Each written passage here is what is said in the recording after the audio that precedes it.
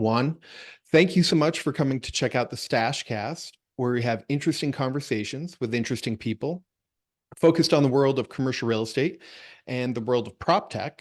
The StashCast is brought to you by Needle. What if you could use data and analytics to predict which transactions were going to occur? You can with Needle. Check it out at Needle, NEDL.us to learn more. All right, today we have a very special guest, Deborah Smith, with us today, and I'm really excited to have you. Deborah, if you could maybe give the audience a little bit about who you are and what you do, that would be great. Sure. Thanks for having me on, Stash. I look forward to the conversation. So I am Deborah Smith. I'm co-founder, CEO of the StashCast Group. We are a boutique investment bank focused entirely on the real estate sector.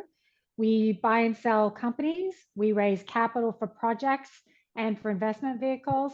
And we have a materially large consulting practice that advises on anything from succession planning to valuation, product development, and how to grow your business. A common question we get right now is in a tough transaction environment is how do we go from 2 billion to 5 billion?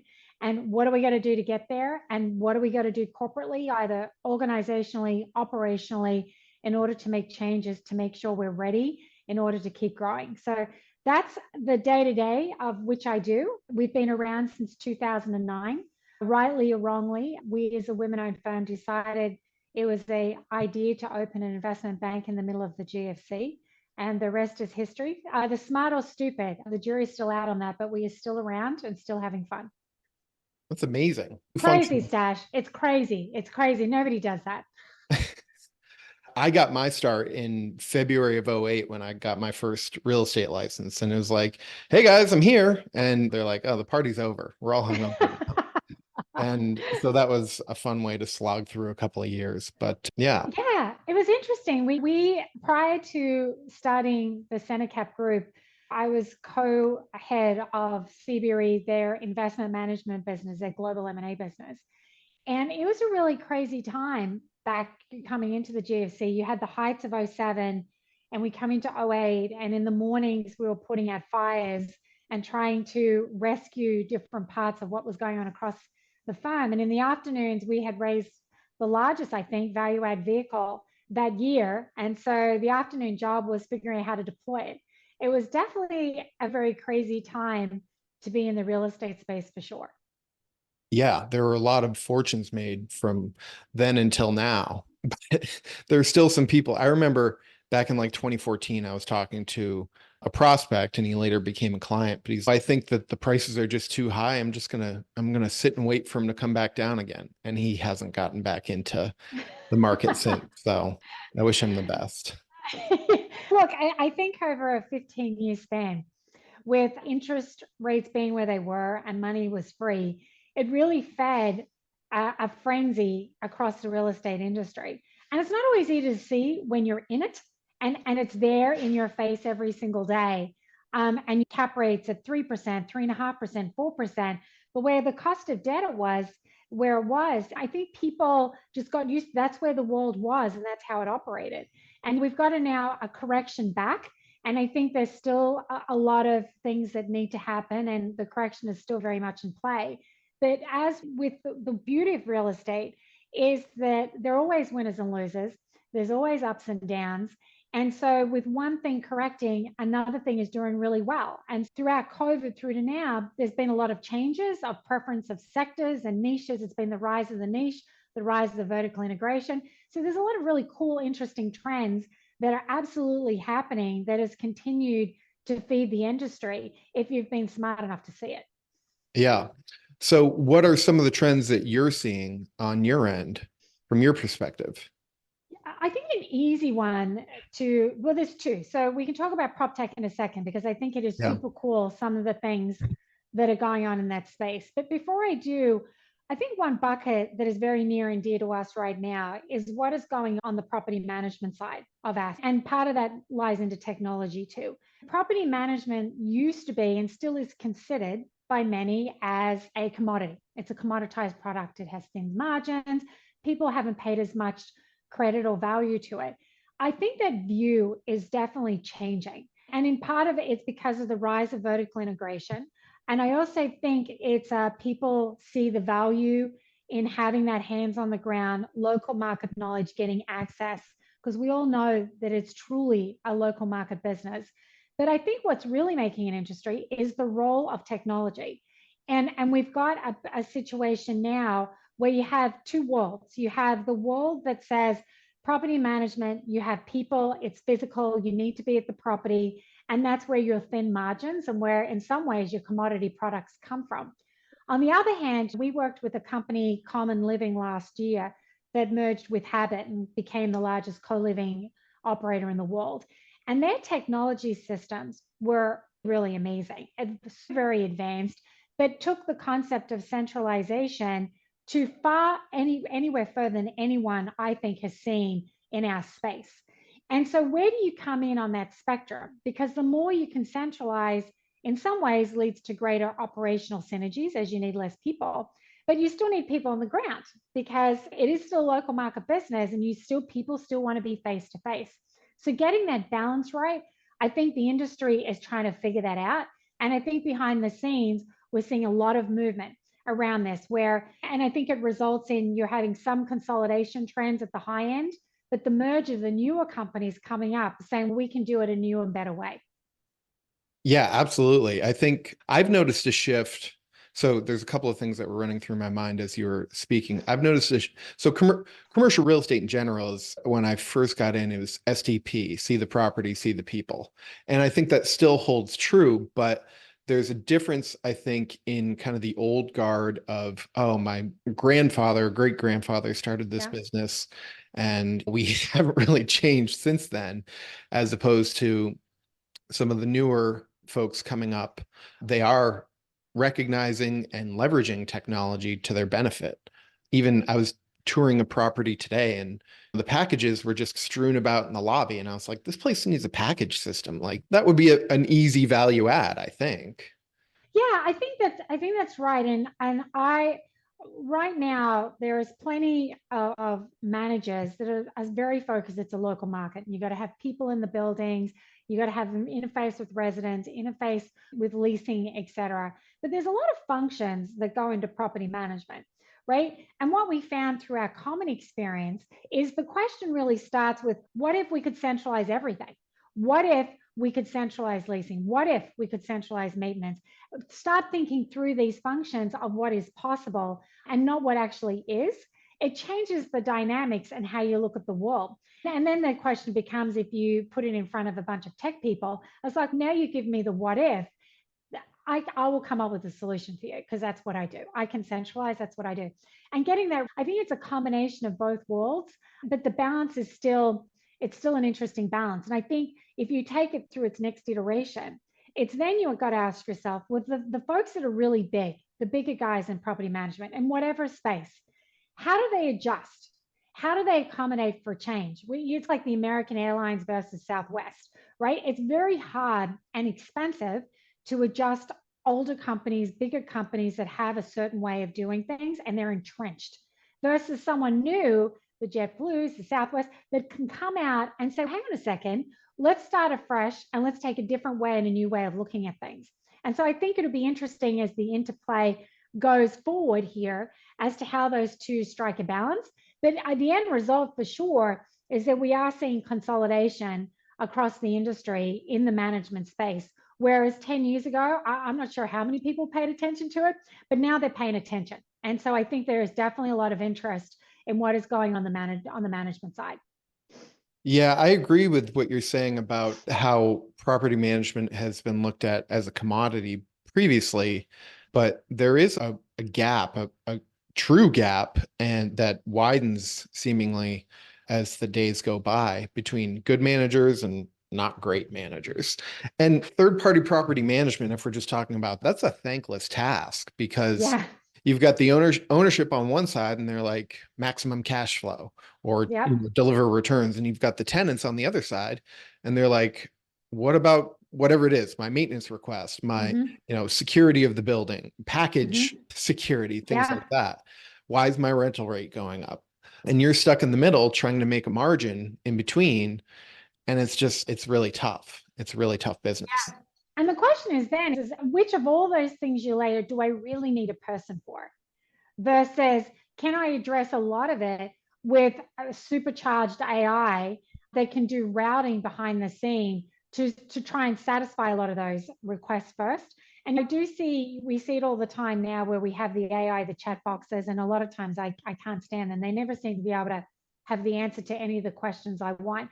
But that is only a matter of time until we have the systems in place and the technology is advanced enough that we can have AI generation that can replicate humans. I'm not sure we're that far off from getting to that place if it's machine learned. Yeah, I agree. I use ChatGPT, and you've got Gemini from Google, and there's another There's a couple. lot. Yeah, There's there's a a lot. couple others out there, but you ask a very specific question and they're not yet able to deliver the exact specific answer you want, unless it's just something super simple. What year was this property built, for instance? Mhm. But they are coming, and I do think that there is a possibility for them to replace or augment what the people on the ground Correct. are doing. Yeah. Let's just chat about the second trend just on prop tech, because that plays Yeah, right into that as well. Is I think we're seeing prop tech, and there's even funds, a lot of funds now focused on supporting prop tech companies. And yeah, we're definitely seeing the emergence of that now as well. But one of the areas that I'm really interested in is 3D printing. I really enjoy how the space is evolving. I personally, for me, think it is going to be a very material way into how we address housing going forward into the future. And I think we have the tools and the technology is here. I'm not sure we're quite at a place where we can do it in scale, but there's certainly a number of players that are out there that have the systems and the technology in place to start chipping away at it. And we first wrote about it in 21 or 22 as a total redoing of the manufactured housing sector. That's what it is. It's taking manufactured housing and giving it a look, a once over, and improving it, and taking something where you can create in a factory in pieces and with a guy with a clipboard. And why don't we replace that guy with the clipboard with a machine that can print these things and print it and have it delivered with minimal waste at a much lower cost that can be hurricane proof and would be a real value add for places like Fort Myers, which just gone through the hurricanes in Florida, to be able to come up with something that can be provided at a cost that the missing middle can afford without having worry about flooding or getting knocked over in a hurricane. I think there's really something to it and is definitely worth the effort and continuing to explore it. yeah, that's fascinating. I like the idea of modular housing, have it built in a factory, even better Yeah. built on site. But I'm curious, what is your definition of prop tech? Because it seems to be roundabout. How do you think about it? Yeah, I look at prop tech as using technology to support and improve the operations of what we're doing in the real estate sector. Okay. And so it can be defined quite broadly. It can be looking at replacing a person on doing background checks. It could be look at, as I've just described, instead of using people to build houses, to use machines to build houses, which Hmm. is only possible through advanced systems and software to be able to do that. And I think and a little back where we started on this conversation, the greatest challenge in some ways we have to prop tech is that we're so used to this industry doing it ourselves. It's done with a person. When we moved out to Stanford, our offices, we had to use a paper lease and carry them over to our landlord, who's a Class A public company. That's crazy to me. We're still using paper leases. But it's finding ways to create efficiencies without having to rely on a human to do it. Yeah, absolutely. And that's, I think before we started the episode, you were talking about that, the role of prop tech and the apprehension of commercial real estate to adopt it. Yes. But I think you're right too. The point you had said is that we're getting generational changes. When I first come into this industry, I don't know, nearly 20 years ago, it's you didn't have to go far to see the person who built it or their child who's now running because someone else built it. And in many other industries, it's employees. The founders are long gone. But Right. real estate is such a regenerative industry. It's so full of creative entrepreneurs. And I think over time, we're seeing that generational change, which is probably why we're doing a lot of succession planning. We're seeing those generational changes. And the next generation is increasingly so, it's not overnight, I have more forward thinking, and we're raised in a social media world. We're raised where I should be able to rent an apartment over the internet. I should be able to. Manaport has replaced needing to do on-site tours. There are companies you can have the technology where you can rent an apartment without never speaking to a human being and getting into that apartment in a few days.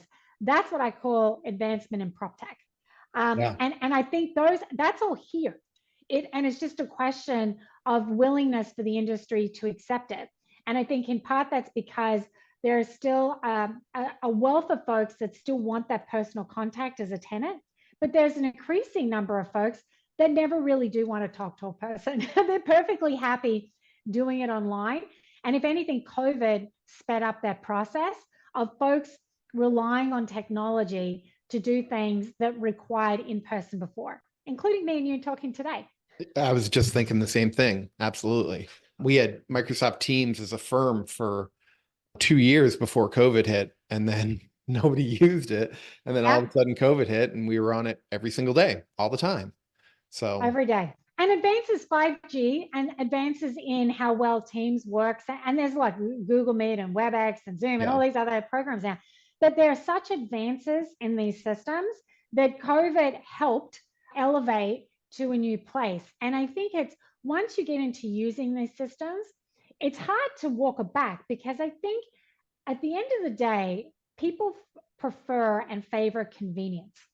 Yeah. It's my number one 100%. thing, yes, coming out of COVID, is that when I look at what do we think is going to happen coming out of COVID with different trends, is you don't have to look further than the consumer and their preference for convenience. And when you start looking at it from that perspective, you start looking, I think, at many things very differently. Yeah, I think you're right. COVID definitely highlighted that. I think to an extent, much more than anybody realized, was that preference for convenience. And Amazon obviously has taken advantage of that. Huh, that's fascinating. Very Yeah, interesting. just think about this. So during COVID, we had a couple of million people moved down to the south. And so what does that mean? It's like all of those people, if we layer in the convenience factor.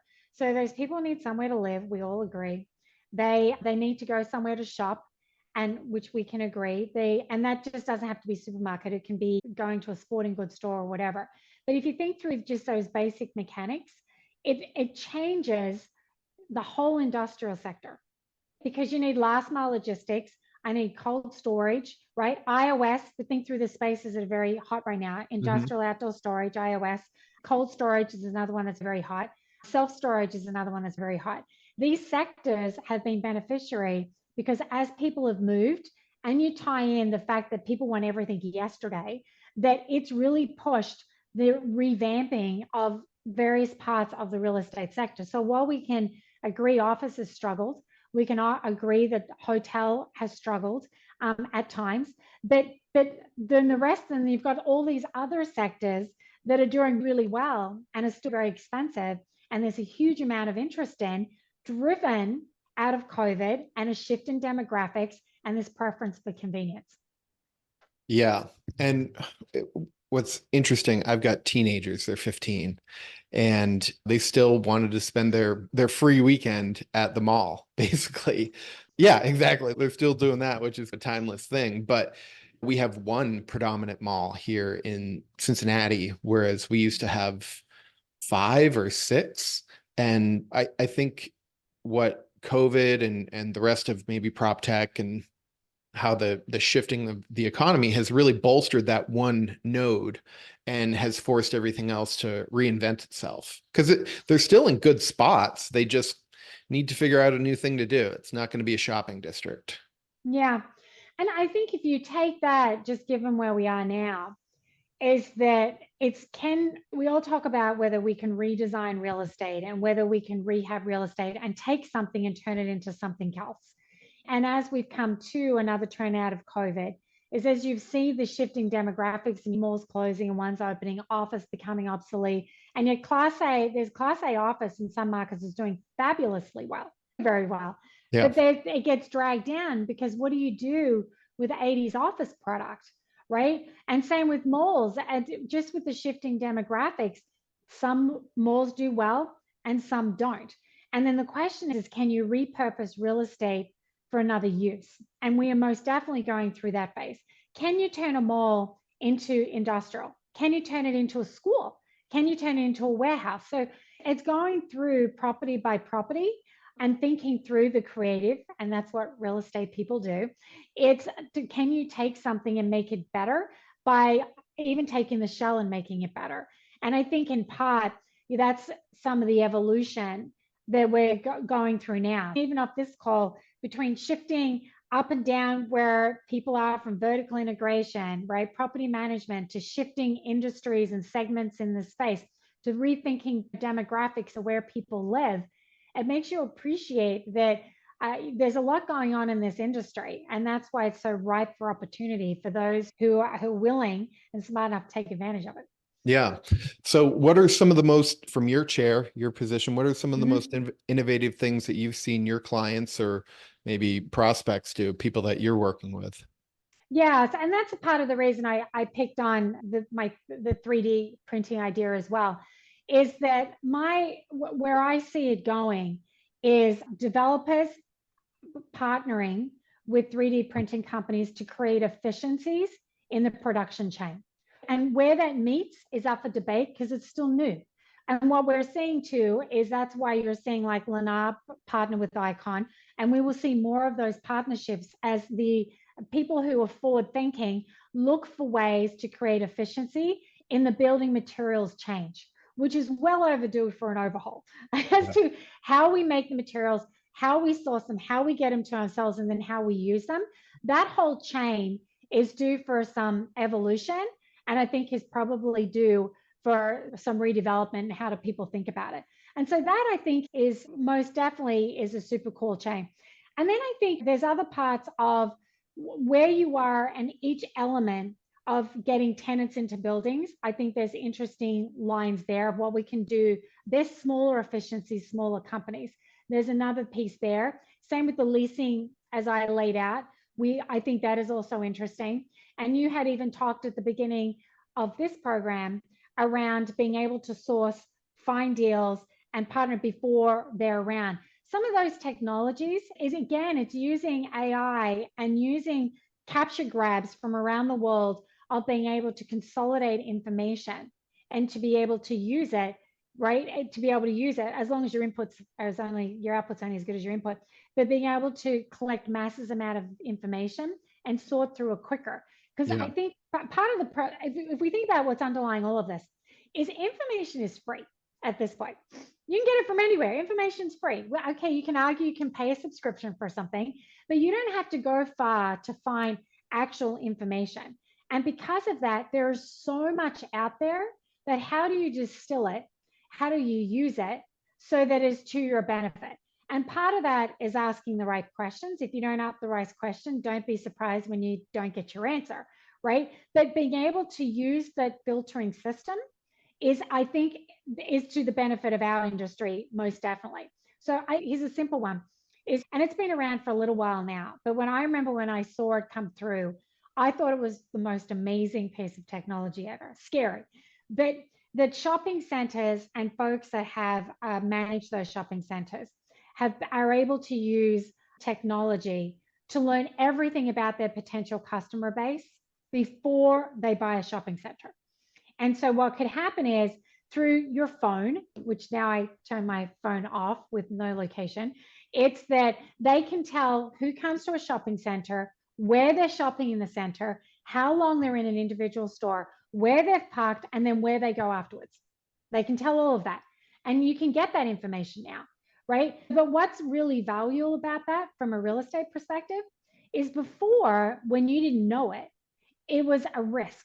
and it's uncertain, right? So you'd have to underwrite that risk and how much of return you need and how much money or the discount rate you have to underwrite before you look at that property. If I've taken that risk out, I don't need as high a return on a risk adjusted basis to get to the exact same place. Right.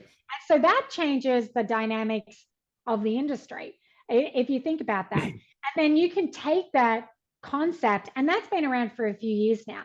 Imagine what you can do with that if you continue to evolve it, right? And you continue to use it as a way of screening and understanding who your customer base is.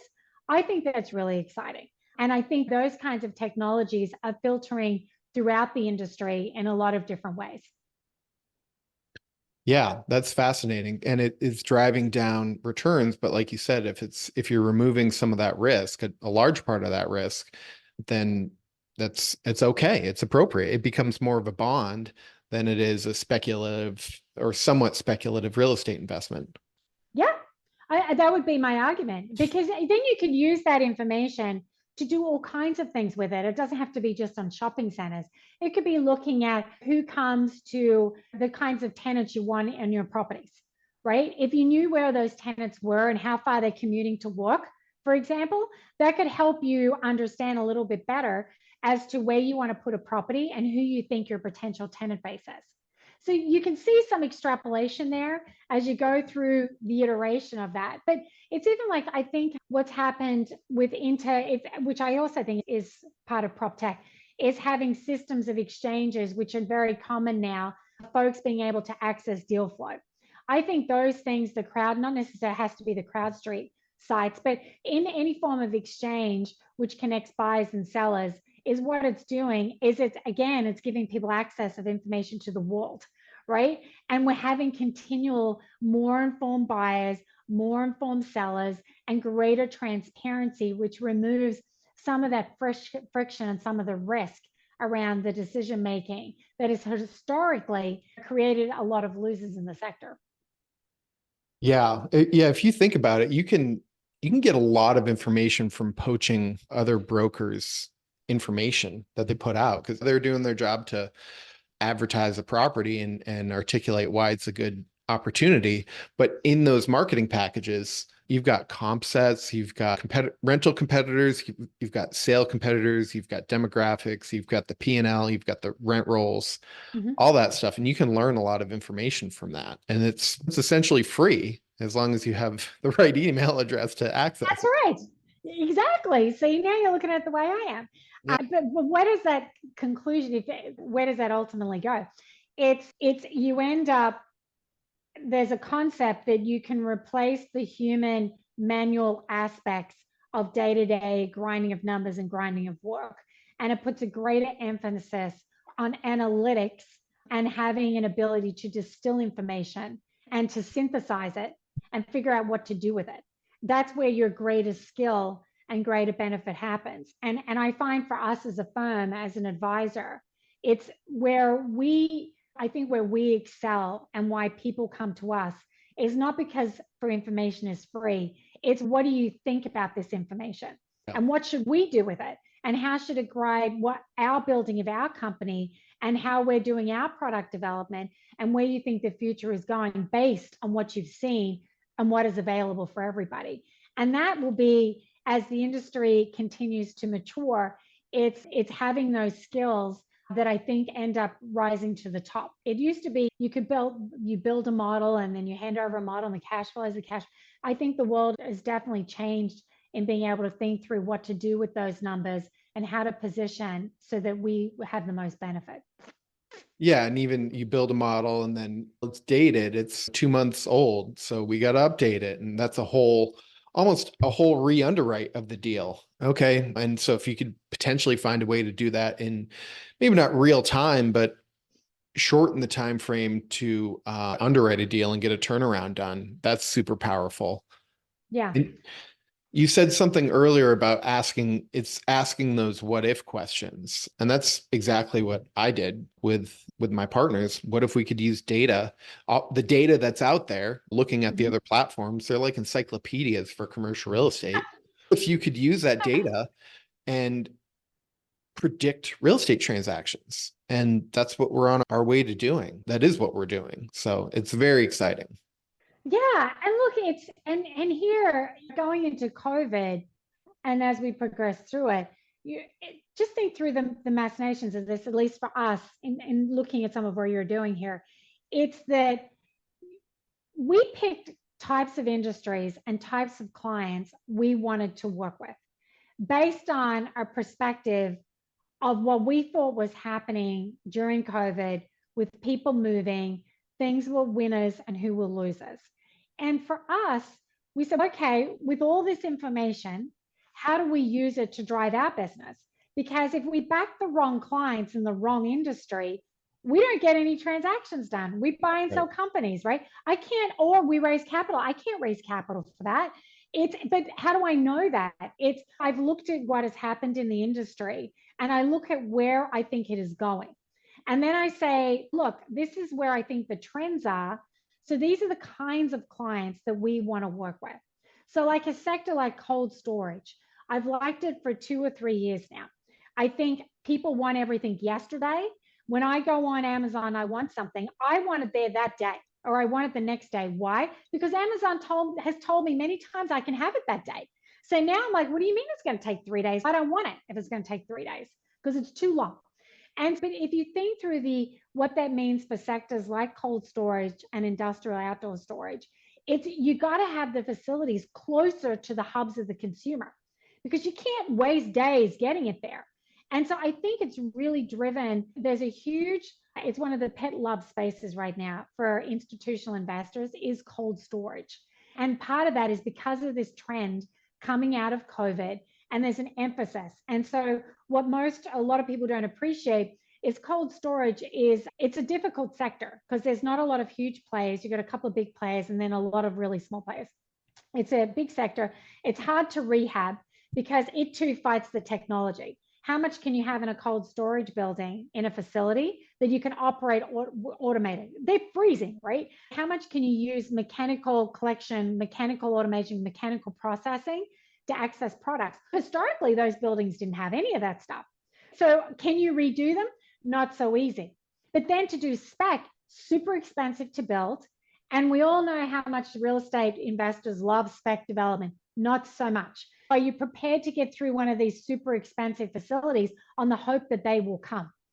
But it turns out, yes, the environment has now moved where institutional investors really like the sector because the fundamentals for it are so strong. But then you look around and outside a lot of the big guys, there's a lot of small guys. So it's a question then of how do you align with a good developer, a good owner operator that doesn't have big institutional backing and doesn't have the long dated track record that you ordinarily would need to make an institutional investment. That's where we are. At the same time that you're reading the newspaper about the challenges to the real estate sector, in my world, I see a very super active real estate sector, very super active. And I just picked cold storage, but there's a whole host of them that are just like it, where there's a lot of movement, they're shifting, and there's a lot of innovation development within those sectors that people are trying to figure out how to play it. Mm-hmm. Well, and it's asking those questions of, all right, what has made this particular deal successful and how can I then replicate that in the next city over or the next market over? Yes. Yeah. Fascinating. Oh, the real estate is a fascinating space. We've had our last couple of years have probably been our two biggest in history. And I think it's in part of just some following the trends, making some judgment calls and figuring out where it's going. And I like manufactured housing similar to you, because I think it's a relic that is long well due for an overhaul. I think there's increasing institutional interest in it. And I think it's just a question of how you play it going forward, because we have a massive housing shortage in this country. And we say that generally, but you have to go market to market. And how do you address that? How do you create a new project so that an average working class family can live in it? Can't do a new construction. It's been very difficult. I think there's some solutions there that we're seeing from some of our clients that I think are going to change the dynamics. And institutional investors, they're not so interested in investing in 60s and 70s and 80s product. How do we solve and address the housing crisis that we have, it is ripe for innovation. For sure. And I have a friend who runs a manufactured housing brokerage team, and he was explaining underwriting a mobile home park is a little bit science, but a little bit magic too. A lot more art than science. Yeah, yeah, exactly.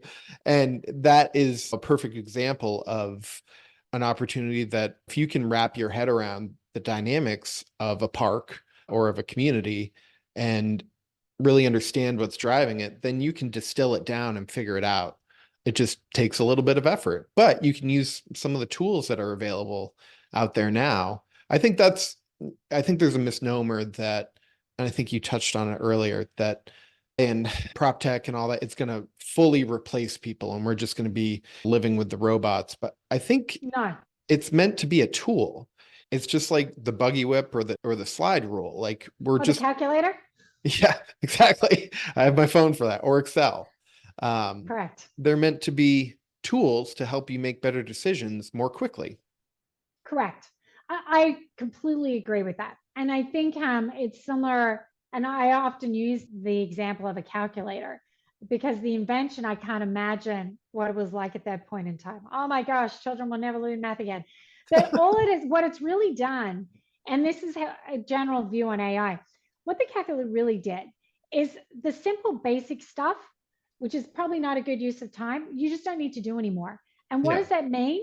It frees us up to do more value add stuff, right? So now the advances in math and what the average child can do because of the calculator is pretty extraordinary, right? And it challenges the intellectually curious. It opens doors to go beyond what they thought their capabilities were because they don't have to do some of this basic stuff. And so that's how I look at it, is it just gives us an ability to challenge and go beyond what we thought was capable by not getting bogged down in stuff that doesn't add value. for sure. And if you think about the human mind and creativity, it's incredible. And if you're not having to be bogged down with the, you might say, lower level machinations of doing like a math problem or something like that, but you can just have it, here's what I want to figure out, then you can use that and lever up to bigger and better things. So I completely agree. Correct. We get a lot more time to focus on AB calculus and imaginary numbers because we have a calculator, as opposed to focused on doing some of the rudimentary things. Long And there's division. nothing. Yes. Do you remember Yeah. that? But I just want to pick up your comment just on some of the manufactured housing that's in parks, and that I think is a super cool class of real estate too. And it's also another one that is attracting, and probably has for a while, institutional attention. And part of the reason it's struggled, at least from an institutional perspective, is the same with a lot of these niche classes, is that institutions have to put out big volumes of capital because they manage big volumes. So going to them and putting $1 million or $2 million into a deal isn't going to work. They can't get the volume they need. So they end up deferring to larger properties and larger deals. The really, again, a great thing about real estate, because an entrepreneur can go out and start his business, he can go out and do family and friends dollars and buy some property. And if he's good, he can do another one. Then you have a lot.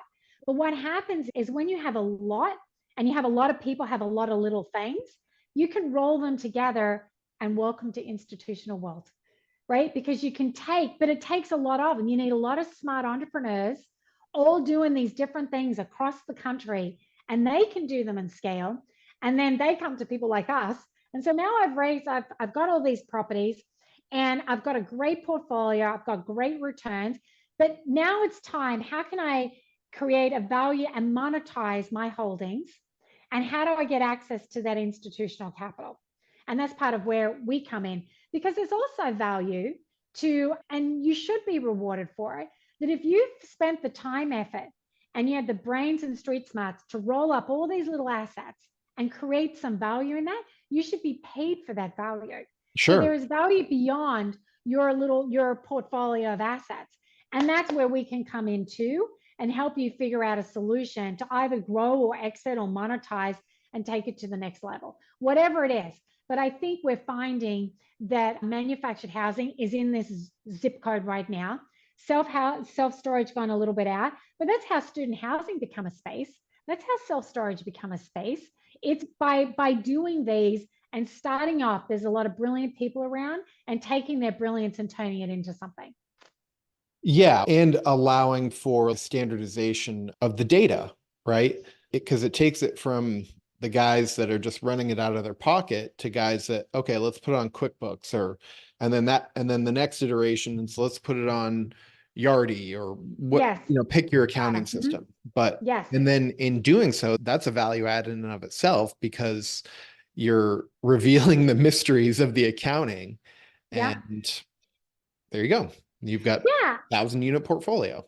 Correct. But it's hard to find these properties. I look at somewhere like at Fort Myers, and I was there last year sometime, and it was actually remarkable how much work still needs to be done and how many homes are displaced. And the news cycle has long passed it, but the people who live there, it has not. And I think that there is so much that can be done there. And both from looking at its modular homes for sure, looking at solutions for apartments and looking at solutions for housing. It is most definitely an area that needs it. And again, on this unaffordable housing, it's we particularly in the South where you can create projects that are hurricane and flood resistance. Wow, just think there's got to be a solution to that. 3D printing is the way to go. But there is a way that brilliant people can get together and come up with a solution that addresses those needs, because I think technology is ahead of us. We're playing catch up and there's a lot of resistance, but there is definitely ways to keep pushing the envelope by continuing to ask the what if question. Yeah, and I think I think as the building technologies continue to improve, lenders have sometimes maybe a stigma against modular as they understand it, which Yeah. somebody might picture a 60s or 70s vintage mobile home park. But that's Yeah. not the modular of today. And so I think maybe it's a marketing campaign or something, but destigmatizing modular as it's not a bad thing. It's just, it's probably on par, maybe plus or minus the same cost, but you can get it there that much more quickly. Like you get your foundation set and you just bring it in on a truck, lift it in with a crane, and there you go. You hook up the water and electric. You're good. Yeah. Look, I think 3D printing's in a place already where it can build your house. I don't know where you live, but the capability is already there. It can design the house across the street from my house. It's already there. And I think the industry in part's been hijacked by folks that think about how cool it would be to live in a donut, right? Because we can, and I'm an engineer, I'm a designer. I think, oh my gosh, that's so amazing. Look what I can do. As opposed to where I am in the industry, is I just want to create a product cheaper than a regular apartment so that a family can live in it who is middle class and doesn't have and is already cost constrained to pay rent. That's it. I don't need any bells and whistles. I don't need corduroy walls. I just want to keep it simple, keep it basic so people have a place to call home as an alternative to living in an apartment. That's it. That's here. But now we just got to figure out the cost. The cost isn't quite there yet on making that work, but it is not far off. Yeah, I think one of the other challenges with this subject is some of the red tape that comes with navigating through cities and their zoning code. I was speaking with somebody here in town, and we own hundreds of lots, and I want to create a standardized building plan, and the community won't let us do it. I want something that I can be like, hey, this fits the majority of the lots that we have. Mm-hmm. Let me submit this plan and just stamp it once. And Yeah. then I can just keep replicating it out. And it was like, no, sorry, we're not going to do that. And it's, geez, that's such a challenge. Yeah. And I think in part that comes down to it's which city, which local, which submarket you're in. Is I've met my fair share of mayors in the South, and a lot of them really are focused on trying to find a way to address affordable housing. They understand the issue is there. And so I think it in part it depends on where you are, as with everything, right? It depends on where you are, who you're talking to, whether you have a pre-existing relationship. But the challenges you laid out, I've heard those too. This is new, and so more work needs to be done on working with cities and local and state governments in order to be part of the solution as opposed to getting in the way of coming up with it. Yeah. I'm curious, when you're talking about 3D printing, when Mhm. I think of that, I'm thinking of the concrete that comes out and it just follows a pattern around. Is Mhm. that what you're referring to, or are Yeah, there but other it doesn't have to be, techniques? no, that's it, but it doesn't have to be concrete. There's other alternatives that are using now.